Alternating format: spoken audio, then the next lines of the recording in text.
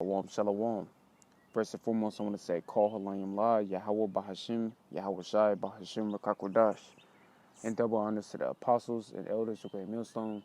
Peace and salutations to the Akim Wakwaf that scattered abroad the four corners of the earth. And shalom to the hopeful elect. Shalom. So the title of this lesson is going to be called The Needful Thing, which is this word, this knowledge, this wisdom of Yahweh Bahashim, Yahweh Shai. And the point of the title of this lesson comes from verse 42 of Luke chapter 10, and as you see, it says in the heading, Martha and Mary.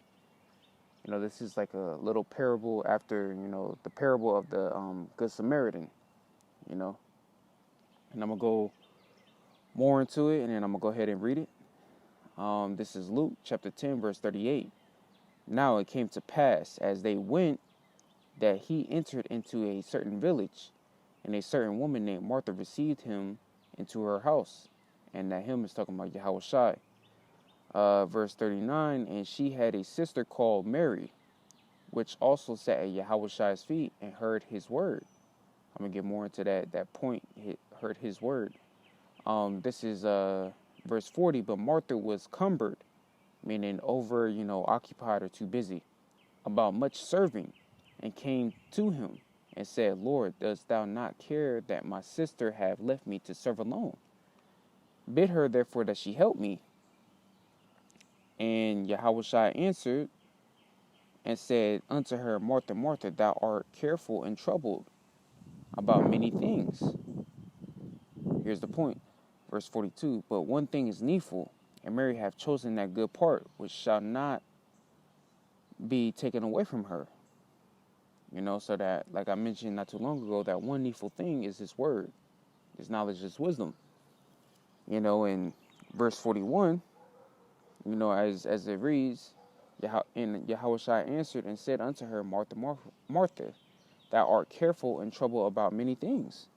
Basically telling her, like, you worried about and you troubled about many things that just don't pertain, to this word. And in short, just roughly paraphrasing, that's not pertaining to this needful thing. When you have the way of life sitting right in front of you, this word, And that was even, before we even came to this truth. Us brethren as a whole, we was in that darkness, we were blinded, we was living in this folly world, where we every day was tending to, unneedful things, and worries, things in that sort.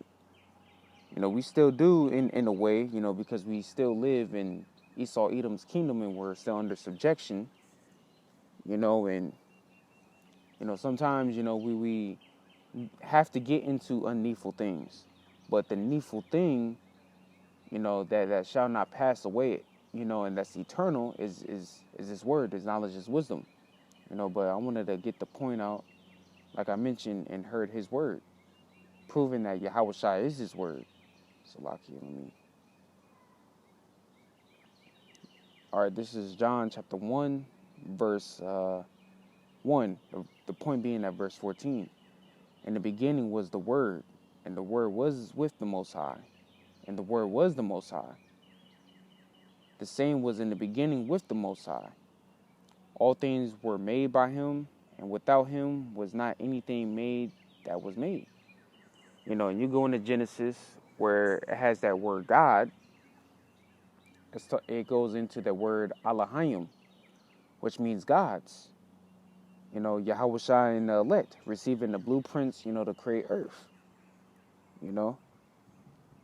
Also, as it mentions, create, man in our image and, and likeness, talking about, the order, the law, statutes, and commandments, Again, you can read, where it talks about, us Israelites being gods in Psalms 82, verse 6 through 7, I want to say. But little off topic, Salakia. I'm going to go to verse 14. And the word was made flesh and dwelt among us. and we beheld his glory, the glory as of the only begotten of the Father, full of grace and truth. So Yahweh Shai is this word. As it says in the first couple of verses, in verse 3, all things were made by him, and without him was not anything made that was made. So Yahweh Shai, man, Yahweh Shai is the man. Without him, we wouldn't even have grace. We wouldn't even be able to come back to the truth. We wouldn't even be able to come back to the Father, Yahweh. Yahweh Shai is that, again, that second mediator. Salakia. And again, in GMS, that from the elder apostles on down, they bring it out continually because it's important to know. So I want to get the next precept, Salakia. This is Matthew chapter 24, verse 35. Heaven and earth shall pass away, but my words shall not pass away. And whose words is it talking about? It's talking about Yahweh Shai's words. They are eternal. As Corinthians says, for we look not at the things which are seen and temporal, but the things unseen are eternal. So I'm going to get that word eternal real quick, the definition for it. And it says lasting or existing forever, without end or beginning. And you see, similar words that go with it. Everlasting, endless, without end, immortal, enduring, timeless. Yahweh Shai's, Yahweh Bahashim Yahweh Shai's word is a timeless thing. It's a never-ending thing.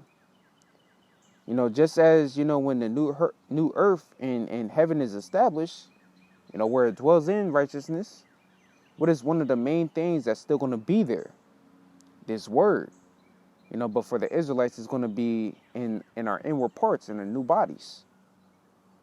But the heathen is still going to be under subjection of the law, statutes, and commandments. So that goes to prove that, that the law is never done away with, because it's eternal. It's forever. So I'm going to get the next precepts, lock it as soon as it wants to act right. This is Hebrews chapter 12, verse 27. It says 27 through 29, but I'm trying to decide if I want to read the whole thing. But I'm going to start with 27. And this word yet once more signifieth the removing of those things that are shaken, as of things that are made, that those things which cannot be shaken may remain. Wherefore we, receiving a kingdom which cannot be moved, let us have grace whereby we may serve the Most High acceptably with reverence and godly fear. For our power is a consuming fire. The point being in verse 27. So which cannot be shaken may remain. Talking about this word. This word is immovable. It's impossible to be moved. The needful thing, which means everything else is the complete opposite. It's unneedful, which can be moved. Is why the Lord, uses figurative language to describe the word, because the word is a rocky foundation. To prove that, I'm going to get Matthew. So, Laki, as soon as it comes up, this is Matthew chapter 7, verse 24 through 27. Therefore, whosoever heareth these sayings of mine, Yahweh Shai sayings, and doeth them, I will liken him unto a wise man, which built his house upon a rock. Right, you build your house on this foundation of this word, Yahweh Bahashim Yahweh Shai sayings. You're going to be stable and rooted, not receiving every wind of doctrine. Verse 25, and the rain descended, and the floods came, and the winds blew, and beat upon that house, and it fell not, for it was founded upon a rock. You had rain, like I mentioned, you had rain, floods, wind, but it can be knocked over because you were solid in this truth, this rocky foundation. And every one that heareth these sayings of mine and doeth them not shall be likened unto a foolish man, which built his house upon the sand. Verse 27, and the rain descended, and the floods came, and the winds blew, and beat upon that house, and it fell. And great was the fall of it. So pretty much, in short, if you don't have a rocky foundation, if you're not rooted in this truth, and that deals with not being a doer of the word, doing this work, going on the highways and byways, being diligent, keeping the high holy days, having faith, above all, fear. You know, you pretty much built your house on sand. And you're considered to be movable. And that goes for our people that's in the world too, because they trust in the arm of flesh. They already have that house built upon sand. You know, but the point being, this needful thing, I just proved it, just read different examples, is this, it can't be moved. It's built upon a rocky, it's solid, it's built upon, a rocky foundation. If you dwell in it,